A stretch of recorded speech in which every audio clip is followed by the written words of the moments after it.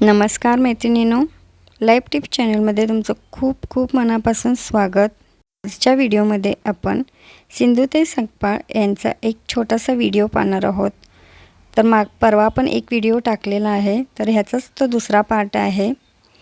एका रात्री एक मृतदेह आला, त्याच्यावर अंत्यसंस्कार झाले, अंत्यविधी करून लोक निघाले।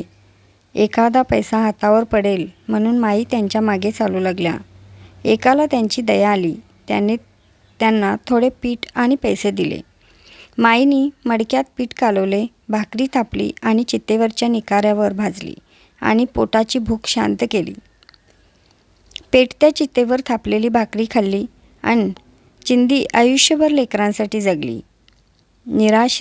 निराश्रितांच्या कल्याणासाठी माईनी त्यांच्या मुलीला म्हणजेच ममताला दगडूशेठ हलवाई मंदिर समिती सदस्य तात्यासाहेब गोडसे यांच्याकडे मुलीला सांभाळण्यास दिले आणि त्यांनी अनेक लेकरांना आपलंसं केलं।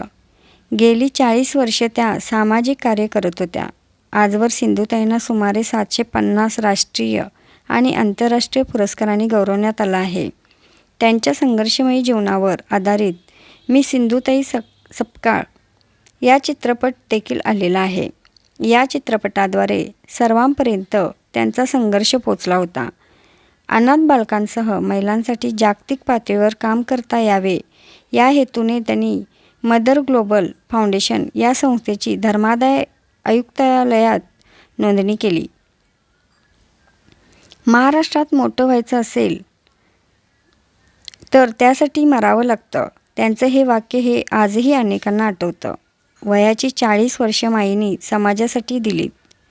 अशा या माईंचे 4 जानेवारी 2022 पुण्यातील गॅलेक्सी हॉस्पिटलमध्ये हृदयविकाराच्या झटक्याने त्यांचे निधन झाले।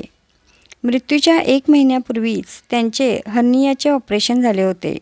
त्यांना महानुभाव पंथाचा अनुग्रह होता। महानुभाव पंथाचा नियमाप्रमाणे त्यांना भूमिडाग देण्यात आला। तर तुम्हाला हा व्हिडिओ कसा वाटला ते कमेंटमध्ये नक्की सांगा आणि माझ्या चॅनलवर जर नवीन असाल तर चॅनलला सबस्क्राईब करा। धन्यवाद।